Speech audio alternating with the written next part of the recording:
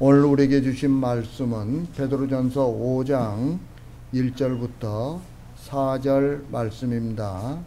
제가 가지고 있는 신약성경 382페이지 베드로전서 5장 1절부터 4절 말씀입니다. 제가 봉독해 드리겠습니다. 너희 중 장로들에게 권하노니 나는 함께 장로된 자요 그리스도의 고난의 증인이요 나타날 영광에 참여할 자니라.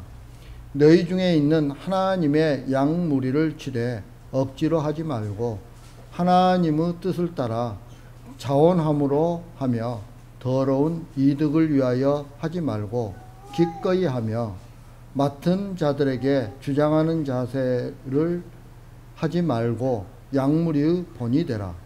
그리하면 목자장이 나타나실 때 시들지 아니하는 영광의 관을 얻으리라. 아멘. 우리는 목회자를 성직자라고 말하죠. 그런데 어떤 목회자들은 자신들을 이스라엘의 제사장에 비유하기도 하죠. 그러면서 이스라엘 백성들이 제사장들을 잘 섬길 때 복받은 것처럼 목회자를 잘 섬겨야 복받는다고 주장을 합니다. 그러나 여러분, 이렇게 주장하는 것은 잘못된 주장이에요. 여러분, 베드로 사도는 성도들을 무엇이라고 부르고 있죠? 베드로전서 2장 9절 상반절에 보면 이렇게 부르고 있어요. 그러나 너희는 택하신 족속이요 왕같은 제사장들이요 거룩한 나라요 그의 소유된 백성이니 라고 이렇게 부르고 있죠. 여러분, 모든 성도는 다 똑같아요. 다 모두 하나님의 백성들이고 왕같은 제사장들이에요. 대제사장이신 예수 그리스도 앞에서 모두 같은 형제 자매인 거죠. 다시 말하면 성도들 간에 높고 낮음의 차별이 없어요.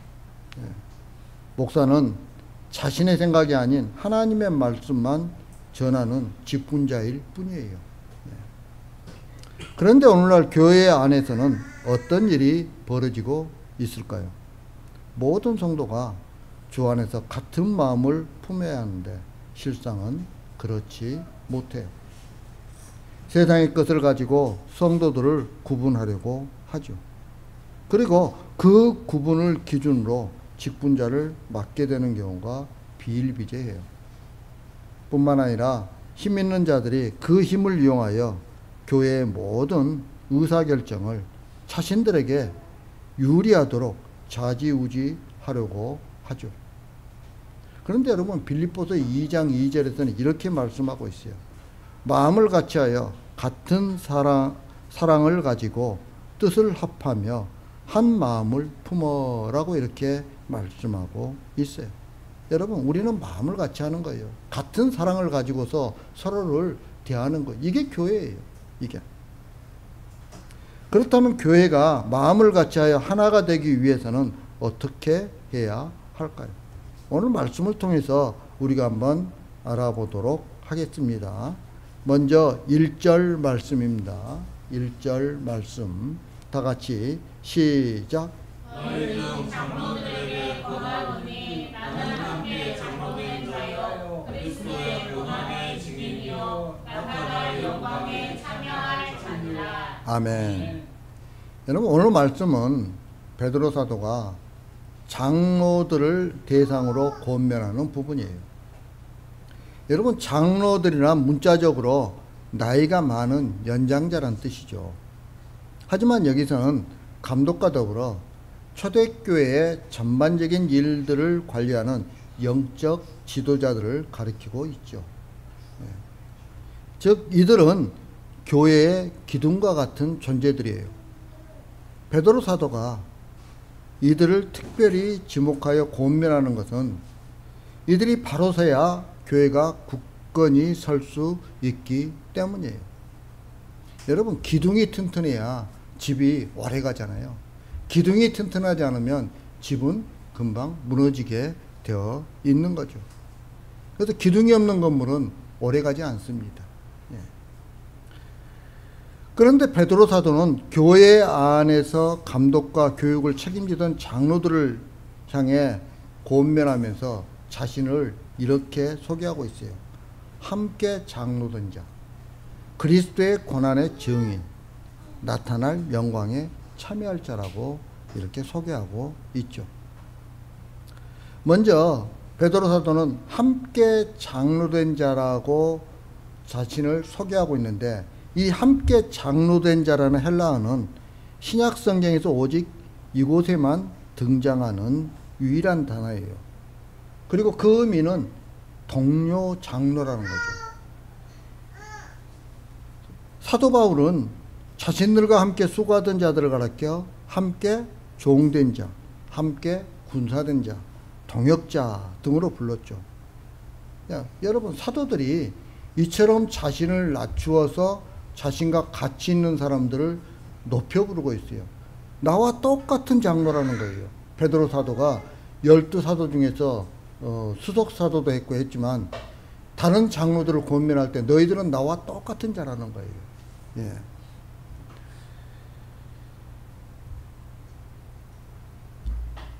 그래서 학자들이 베드로 사도가 이 단어를 만들어낸 독특한 용어일 거라고 추정을 해요. 왜냐하면 신약 성경에는 이 부분만 딱 나오고 있는 단어이기 때문에 그렇죠. 베드로 사도는 예수님의 십자가 죽으심 이후에 주님의 부활을 목격했고, 그리고 성령 강림을 체험했어요. 그러면서 자신의 우월함을 드러내기보다는 함께 형제됨을 강조하며 겸손하게 자신을 낮출 줄 아는 자로 변화되었던 거죠. 그래야 그는 본서의 참머리에 이미 밝힌 대로 예수 그리스도의 사도라는 그런 탁월한 위치에 있음에도 불구하고 내가 사도로서, 그것도 수석 사도로서 명한다라는 식의 권위조로 권면하고 있지 않아요. 오히려 함께 장로된 자로서 동등한 위치에서 권면하고 있는 거죠. 그런데 오늘 우리 교회를 보면 이런 자세보다는 세상 사람들의 모습을 닮아가는 경향이 너무 많죠. 세상 사람들은 자기가 다른 사람들보다 약간이라도 우월한 점이 있다고 생각되면 어떻게 할까요? 그것을 내세우고 자기를 차별화시킴으로 어떤 외의 특권과 이익을 누리려는 경향이 있죠. 그런데 교회 안에서도 이런 모습들이 등장하고 있어요. 강대상을 엄청 높이는 경우도 많고요. 또 회중석에 장로석과 평신도석을 분리하여 배치하는 것도 그런 부분 중에 하나이죠. 왜냐하면 목회자와 장로는 대단한 권세를 지닌 것처럼 여기도록 은연중에 그렇게 그런 것을 통해서 이야기하고 있죠. 하지만 우리 주님께서는 교회 안에서의 진정한 선생과 지도자는 오직 그리스도 한 분뿐이고, 그 외의 모든 성도는 직분의 고하를 막론하고 같은 형제자매일 뿐이라고 하셨어요. 우리는 모두 죽을 수밖에 없는 죄인들이에요. 그리고 그런 죄인들이었던 우리는 예수 그리스도의 은혜로 구원을 얻은 자들이에요. 따라서 하나님 보시기에 아무것도 아닌 것을 내세우고 특권이나 외의 혜택을 누리려는 자세야말로 참으로 유치하다 못해 가증한 모습이라고 할 수 있는 거죠. 그러면 우리는 그리스도 안에서 어떤 차별이나 예외 없이 모두 같은 형제자매임을 기억해야 하는 거예요. 어떻게 해야 될까요? 그래서 존중해야 되는 거예요. 예, 성도들이 많고 적고 또 부자고 가난하고를 우리는 떠나서 우리 인접에 있는 성도들을 존중할 줄 알아야 돼요. 예. 같은 사랑을 가지고 그 사랑을 나눌 수 있어야 하는 거죠. 여러분, 우리는 오직 하나님 사랑과 이웃 사랑으로 하나가 되어야 하는 거예요. 이걸 지금 베드로 사도는 우리들에게 이야기하고 있는 거죠. 다음으로 베드로 사도는 자신을 그리스도의 고난의 증인이라고 말하고 있죠. 그리스도의 고난의 증인이란 주님이 가신 고난의 길을 감으로써 주님을 증거하는 사람이라는 뜻이에요. 결국 목사와 장로가 가야 할 길은 고난의 길인 것이지 자신의 이름을 드러내고 높아지는 그런 길이 아니라는 거예요. 이것은 목사와 장로만이 아니라 모든 성도에게 해당되는 믿음의 길인 거죠.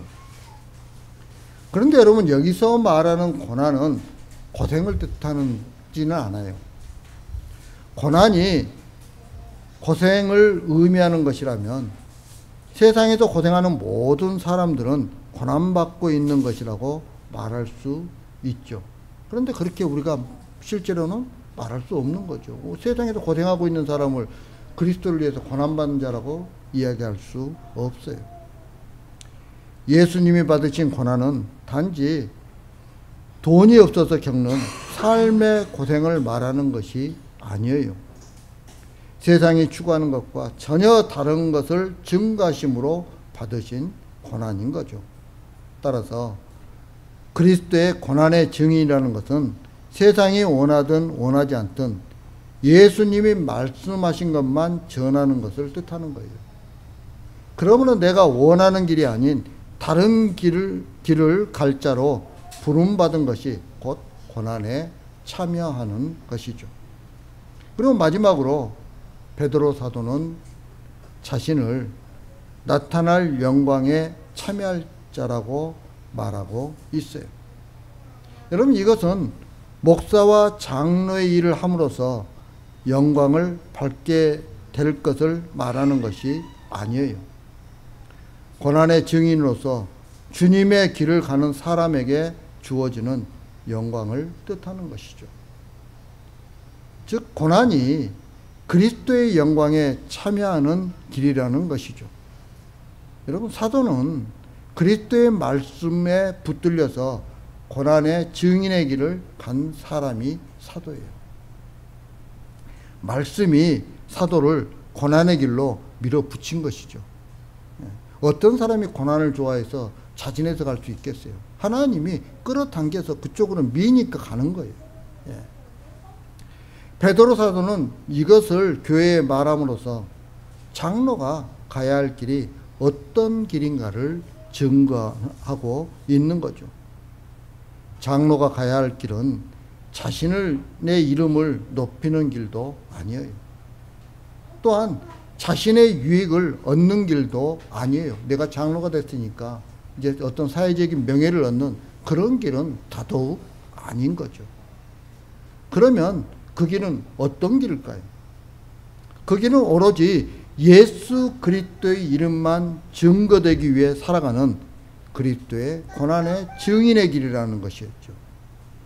이처럼 우리가 그리스도의 고난의 증인의 길을 감으로써 하나님께 그 자체가 영광이 되는 거죠. 그러므로 성도가 세상에서 자신의 이름이 높아짐으로써 하나님께 영광이 될 것이라고 생각하는 것은 자기 착각이라는 거예요.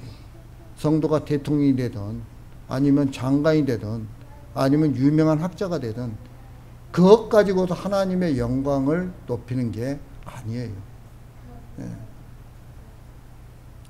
그걸 우리는 착각하지 말아야 되는 거예요. 사람들은 해가 바뀔 때마다 올해는 좀 더 나아지겠지라고 기대를 하죠. 그러나 올해의 경제가 나아지든 힘들어지든 성도에게 바뀌지 않는 것은 언제나 그리스도가 가신 길을 따라가야 한다는 거예요. 여러분, 우리는 세상의 상황과 관계없이 그리스도가 가신 길을 따라가는 자들이에요. 예수님이 가신 길이 경제 환경과 상관없는 길이라면 성도 역시 삶의 방향을 그리스도의 고난의 증인으로 살아가는데 두어야 하는 것이죠. 그래서 우리는 뭘만 전하면 됩니까? 예수 그리스도만 전하면 되는 거예요. 예. 내가 예수 그리스도를 전했는데 열매가 없다고 생각 여러분 하지 않습니까? 그것 때문에 너무 힘들어하지 않습니까? 여러분, 내가 뿌리고 다른 사람이 거둘 수 있고요. 다른 사람이 뿌리고 내가 거둘 수 있어요. 그러니까 그것은 우리의 몫이 아니라는 거예요. 누가 하는 거예요? 우리 주님께서 하시는 거예요. 그러니까 그것 가지고서 여러분들 마음 아파하지 마시기 바랍니다. 그러면 그리스도의 고난의 증인으로 사는 성도의 삶은 어떤 모습일까요?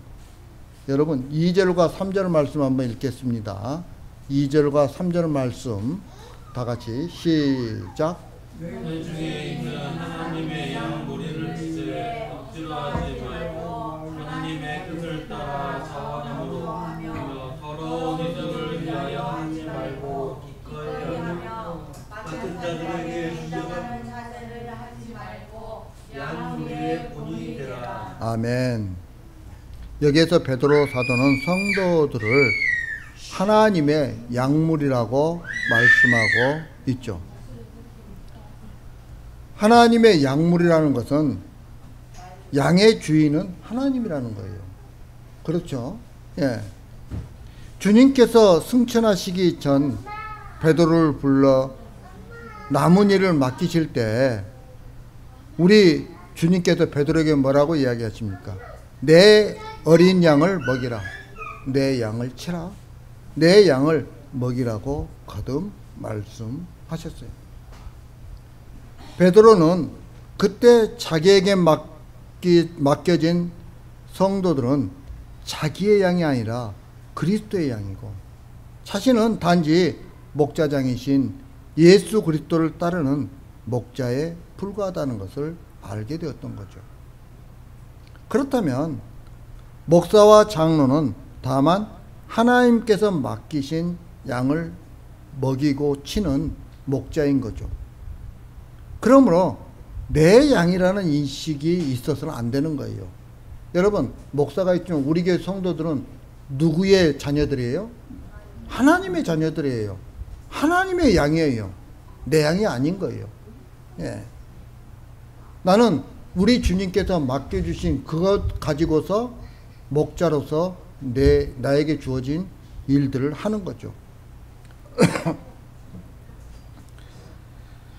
그러므로 내 양이라는 인식이 있으면 안 되는 거예요. 내 양이 없기에 당연히 내 교회도 없는 거죠. 있다면 하나님이 그리스도의 피로 세운 교회만 존재할 뿐이에요. 그래서 모든 교회의 머리는 누구예요? 예수님이세요. 예수님.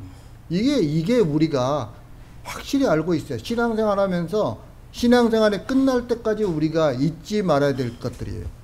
네.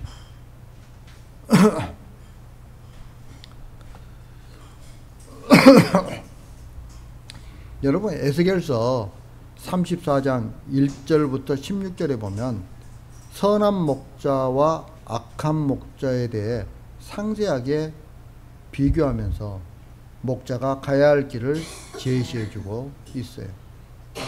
먼저 선한 목자는 잃어버린 양을 찾아 우리로 모으는 거예요. 그리고 상한 양을 싸매어주고 병든 양을 고치고 좋은 꼴로 양들을 먹이고 편히 쉬게 하는 거예요. 이게 선한 목자예요. 반면에 악한 목자는 살찐 양을 잡아 기름을 먹고 그 털로 옷을 만들어 입어요. 그리고 연약한 양과 병든 양을 고치고 싸매어 주지 않아요. 그리고 쫓긴 양을 찾아올 생각을 하지 않고 오히려 강포로 다스려서 흩어지게 함으로써 짐승의 밥이 되게 하는 거죠. 여러분, 이 두 목자의 차이점이 뭘까요? 이 두 목자의 차이는 한 가지밖에 없어요.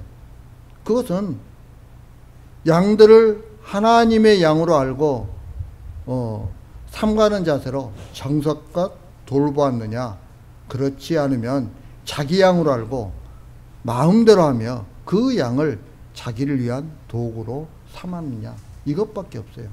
하나님의 양으로 보았느냐, 내 양으로 보고 있느냐. 예. 여러분, 성도는 하나님의 양이에요. 예. 왕 같은 제사장들이에요. 왕 같은 제사장. 목사가 제사장이면 성도들도 제사장이에요. 예. 그래서 그렇게 내 마음대로 하는, 나의 이익을 위한 도구로 삼는 그런 게 아니에요, 성도가. 따라서 말씀을 전하는 목사는 하나님의 말씀을 바르게 전하고 가르치는 일에 전념해야 하는 거죠. 그리고 장로는 목사가 참된 진리를 잘 전하고 있는지 살피고 돕는 일에 힘써야 하는 거죠.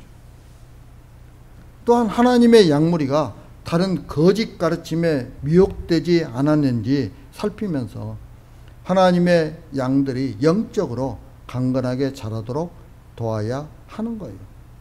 여러분, 목사와 장로는 이런 관계로 맺어진 거예요. 그리고 성도들은 어떻습니까? 나의 목자가 하나님 앞에 바로 설 수 있도록 기도해 주는 거예요. 이게 서로의 관계예요. 예. 그러면 베드로 사도는 양떼를 치는 자들이 지녀야 할 바른 자세와 바른 마음가짐에 대해 하라와 하지 말라는 형식으로 3가지씩 말씀하고 있죠. 그게 뭐예요?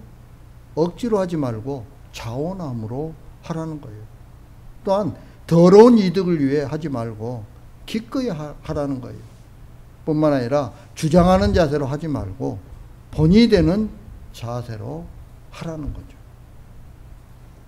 어떤 목사님은 이를 각각 나태, 물욕, 권력욕에 대한 경계의 말씀이라고 규정을 하면서 목사들이 흔히 범하기 쉬운 3가지 죄악에 대한 지침이라고 이 말씀을 해석하고 있어요.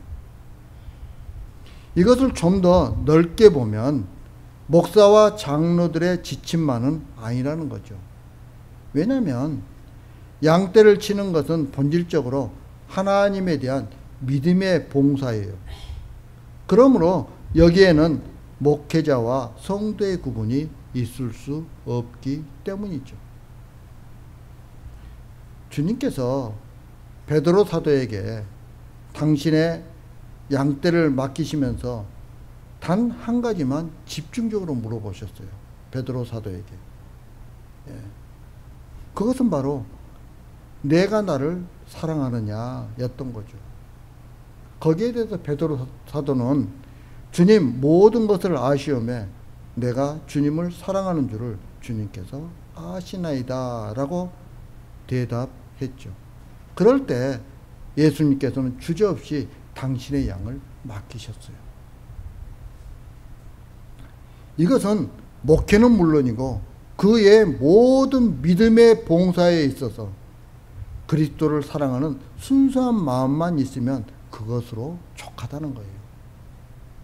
왜냐하면 그리스도를 사랑하는 그 순수한 마음으로 봉사하는 자가 억지로 하거나 더러운 이익과 권력욕을 채우려는 그런 마음을 품을 리 없기 때문이죠. 여러분, 하나님을 사랑하는 사람은요, 이웃도 사랑해요. 그러니까 이웃을 사랑하면은 저 사람이, 저 성도가 하나님을 사랑하고 있구나를 갖다 우리는 알 수가 있어요. 그런데 이웃을 사랑하지 않는 사람은요, 아무리 입으로 거룩한 이야기를 하고 아무리 다른 이야기를 해도 절대 하나님을 사랑하지는 못해요. 왜냐하면 하나님 사랑이 이웃 사랑으로 드러나기 때문에 그러는 거예요. 또 우리가 역으로 생각하면 믿음과 봉사에 있어 그리스도에 대한 사랑 외에 다른 불순한 것들이 동기와 목적이 되어서는 안 된다는 거죠. 여러분, 교회가 부흥하는 게 어떤 게 교회가 부흥하는 거예요? 교회가 부흥하는 것은요, 교회에 다니는 성도들이 주님 앞에 바로 서는 게 교회가 부흥하는 거예요. 아무리 숫자가 많고 아무리 건물이 커져도 그건 부흥이 아니에요. 그걸로 끝나면. 우리 안에 하나님 사랑과 이웃 사랑으로 가득 찰 때 그 교회가 부흥하는 교회예요. 자신을 더 높이고 자신이 더 많이 가지러 가는 마음으로 믿음의 봉사를 할 때 어떻게 합니까? 억지로 하는 것이죠. 더러운 이득을 위해서 하고요. 자신을 주장하는 자세로 하는 거죠. 예. 여러분, 이것을 믿음의 봉사라고 할 수 없지 않아요. 예. 그런 사람들에게는 그리스도를 사랑하는 마음이 없어요. 그런 사람들은 오직 자기를 사랑하는 마음만 가득 가지고 있어요.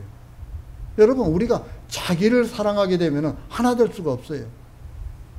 자기를 사랑하게 되면 다른 성도와 자꾸 어떻게 합니까? 비교하게 되죠. 여러분, 이런 마음으로 어떻게 우리가 신앙생활을 할 수 있겠어요? 베드로 사도는 우리에게 그렇게 살지 말라는 거예요. 너희들 그렇게 살지 말고 하나님의 뜻에 따라 믿음의 봉사를 하며 살라는 거예요. 이게 바로 베드로 사도의 권면이에요. 그리고 우리가 이런 자세로 신앙생활을 해야 되는 것이죠. 그럴 때 그 교회가 어떻게 합니까? 같은 마음, 같은 뜻을 가지게 되는 거예요. 같은 말, 같은 마음을 가지게 되는 거예요. 여러분, 그렇게 됐을 때 4절에 말하는 시들지 아니하는 영광의 강을, 면류관을 우리가 얻을 수 있는 거예요. 이제 말씀을 마치려고 합니다. 사랑하는 성도 여러분, 교회의 머리 대신 그리스도 앞에서 모든 성도는 섬기는 자일 뿐 섬김을 받는 자는 아무도 없어요. 여러분, 우리는 섬기는 자로 있어야 되는 거예요. 우리 주님이 섬기는 자로 오셨잖아요. 그러면 우리는 그 주님을 닮는 삶을 살아야 하는 것이죠. 또한 예수님의 다스림을 받으며 살아갈 자일 뿐 누군가를 다스릴 권세는 아무에게도 없어요. 이렇게 섬김의 길을 가게 됨으로써 시들지 않는 영광의 면류관을 얻게 되는 거죠. 따라서 쉽게 썩고 사라질 이 땅의 것을 바라보지 말고 오직 하나님에 대한 순수한 사랑으로 썩지 아니할 믿음의 면류관을, 영광의 면류관을 바라보며 살아가는 저와 여러분들이 되길 주님의 이름으로 축복합니다. 다 같이 기도드리겠습니다. 사랑과 은혜가 풍성하신 아버지 하나님, 부족한 저희들 사랑해 주신 감사합니다. 정말 저희들이 교회 안에서 어떤 모습으로 살아갈지 오늘 말씀을 통해서 다시 한번 생각해 보게 됩니다. 오주 하나님 아버지, 정말 저희들이 교회의 머리 대신 그리스도 앞에서 모든 성도들을 섬기는 그런 주님의 귀한 백성들이 되게 하여 주옵소서. 하나님 사랑, 이웃 사랑을 실천하며 살아가는 주님의 귀한 백성들이 되게 하여 주옵소서. 그래서 썩지 않은 영광의 관을 사모하며 그 마지막 때 그 관을 받아 쓸 수 있는 주님의 귀한 백성들 되게 하여 주옵소서. 예수님 이름으로 기도합니다. 아멘.